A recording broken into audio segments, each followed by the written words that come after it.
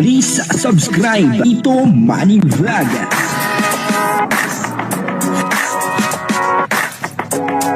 Payagan po si Tito Manny Vlog na mag-reactor para pambiling gamot sa kanya pong karamdaman. Pumayag po kaya si Carla sa gustong mangyari ni Kalingap Jomar? Pagka po pumayag etong si Carla, ay siguradong marami ang matutuwa. Kahit po ako, ay talagang tuwang-tuwa po ako. Mas lalo na po siguro si Kuya Bal. Papanoorin po natin yung video at haalamin po natin dito sa videong ito kung ano po yung sinasabi ko na kung papayag etong si Carla. At bibigyan po natin yan ng konting reaksyon. Pero bago po yan, ako muna po bumabati sa inyong lahat ng magandang umaga, magandang tanghali at magandang gabi sa inyong lahat mga kapatid. Saan makayo ng panig ng mundo naroon ngayon, ay mag-iingat kayo palagi at pagpalain kayo ng ating Panginoon. Maraming salamat din po sa patuloy na tumatangkilik sa aking YouTube channel at nanonood sa aking video reaction. Patuloy lang po natin suportahan sila Kuya Bal Santos Matubang, Kalingap Rob at Edna Vlog, Jack Tapia at yung mga kasamahan ko pong reactor sa Kalingap. Ganun din po yung mga charity vlogger na Kalingap partner. Ito po yung video na kung saan ay talagang kinausap na ni Kuya Bal itong mga magulang ni Carla kung papayag. Pumayag naman. Ang problema na lang po ay etong si Carla. Ito po yung video, panoorin po natin. Ang kabuuan po ng video ito ay mapapanood po natin sa YouTube channel ni Bal Santos Matuba. Ayan Ano po, first year? First year, ilang taon yung kurso niya? Apat. Sabi niya, hintayin ko si Carla. Ako, 35. Tanda na. Gusto nga ni Jomar mag-asawa. Sa palagay mo po, anong pwede mo ipayo kay Jomar? Maghanap ng ibang babae or ano? Hindi po ko makapaghintay, di mag-antay. Matanda na raw siya sabi niya sa akin, kaya Kuya Bal, punta mo kaya Cynthia. Kung okay sana, kung pwede sana na habang nag-ieskwela si Carla, asawahin ko na. Unsing subad, mana kapugol. Unsing subad? Wala laman. Laman. Walang laman. Ano tayo? Sabi sa akin, Kuya Bal, punta mo si Alan. Ito ka muna, sabihin ko sa'yo. Sabi ni Alan, ni Jomar, Kuya Bal, ako ba kayo 32 na? Ikaw si Carla, antayin ko pa matapos. 2 years pa. 36 na ako. Ang gusto ni Jomar, magpakasal sa ni Carla ngayon, tapos siya magpaparal, anak mo. Okay naman kay Cynthia, asawa mo. Sabi ko, ilang taon ka nag-asawa? 20 daw. 20 po. Jomar, 32 na. May edad na po. May edad na Sabi ko, naku, baka makahanap na ibang babae, magbabalandi ka. Tapos mawala si Jomar, mag-asawa. Tapos si Carla, makapag-asawa ng lasing, hero, inginom. Kawawa si Carla.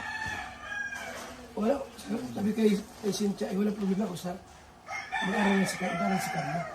Sa'yo, walang problema sa'yo. Wala po. Carla! Paralo! Mag-asawa ng iba. Pagkita ugali, lasinggero, sabongero, nanginginom. Kawawa si Carla. Kay Jomar. Si Jomar na lang po. Jomar na lang tayo! Jomar! Yusin mo. Pag mong iwan si Carla. Ayun. Ano yung si Carla, usapin natin kung gusto mo magpakasal na tapos siya magpapaaral. Jomar. Nakikita po natin ay talagang gusto po ni Kuya Bal ay maging mag-asawa na etong si Kalingap Jomar at saka si Carla. Pero yun din po ang gusto ni Kalingap Jomar. Kasi yun daw po ang sabi kay Kuya Bal na sabihin daw po doon sa mga magulang ni Carla na kung pwede ay magpakasal na po sila. At habang sila ay mag-asawa na, ay tuloy-tuloy naman daw po ang pag-aaral ni Carla. At si Kalingap Jomar daw po ang handang magpaaral kay Carla. Pwede, maganda po yung balak na yon. Kasi baka mamaya magkahiwalay pa Mahirap na. Dapat Itong Jomcar, maging forever po ito. Ano, siyempre, kapag ka nakasal, ay forever na. Ano po? Kaya lang, may problema. Ano po, ang problema ay si Carla, kung papayag. Ano, kasi itong mga magulang ni Carla, napapayag na ni Kuya Bal. Ano, talagang kinausap ng mabuti ni Kuya Bal. Nung una, ayaw pa ni nanay talaga. Ano, na si Carla mag-asawa na kasi nag-aaral pa nga naman. Ano po, at bata pa daw po, 20 years old pa lang itong si Carla. Kaya lang, itong si Kuya Bal ay talagang matindi ang ginawang pakikipag-usap. Ano po, dito sa nanay ni Carla. Sabi niya, kaysa daw po makapangasawa pa si Carla ng mga lasinggero, hindi mabait. Ano po, at hindi marunong sa buhay. O, totoo nga naman yun. Ano po, baka mamaya, magkahiwalay pa itong dalawa. At etong si Carla ay may manligaw. Ano po, baka hindi niya kilala yung tao. Baka mamaya lasinggero, ganun. Mas mabuti na itong si Kalingap Jomar. Ano po, na talagang kilala po. Na talagang mabait, at walang bisyo. Paminsan-minsan na nag-happy-happy, hindi naman po bisyo siguro yun, Parang nag-happy-happy lang. Ano po. At ang isa pa ay si Kalingap Jomar sa ngayon ay may pinapagawang malaking bahay. Ano po, yun daw para sa kanila ni Carla. Kaya kung sa akin, ayos na.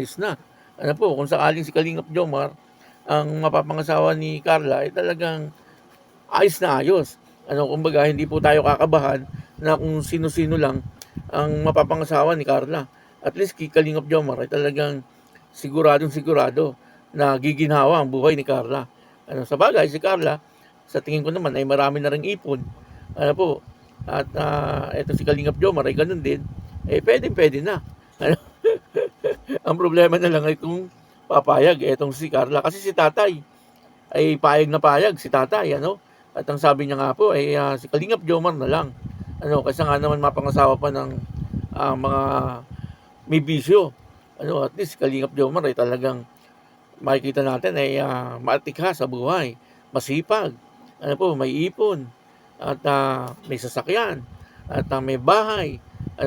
Talagang wala tayong masasabi kay Kalingap Jomar. Tinanong nga po ni nanay, kung talagang may anak, etong si si Kalingap Jomar. Sabi ni Kuya Bal, wala. Wala naman talaga. Yun po ay chismis lang. Katulad nung kay Birador. Yung kay Birador ay chismis din lang. Parang chismis na totoo, yung kay Birador. Pero yung kay Kalingap Jomar ay talagang chismis lang. Na may anak na. Walang ganon. Talagang binatang-binata itong si Kalingap Jomar. Kaya mas maganda rin yung balak ni Kuya Bal at ni Kalingap Jomar na magpapayag si Carla. Depende po yan sa desisyon ni Carla. Sana ay pumayag si Carla. Nang sa ganon ay sila na talagang dalawa. Pwede naman yun. Habang nag-aaral, mag-asawa po sila. Maraming ganon ngayon. At nagiging maganda naman po ang buhay. Kasi kung maaga po siya magkakasawa at magkakaanak agad, bago po dumating ng 50, yung kanyang anak, graduate na. May enjoy niya yung kanyang buhay. At least, makakasama niya ng maayos yung kanyang mga anak. Pag maagang mag-asawa. Pero kung matanda na po silang magsisipag-asawa, talagang 60 years old na, ay kumakahid pa. Hindi na may enjoy yung buhay. Kaya sana pumayag po si Carla. Kaya yun, maraming salamat po sa inyo lahat. At ako po si Tito Manny Vlog na nagsasabing God bless you all. Diyos mabalos.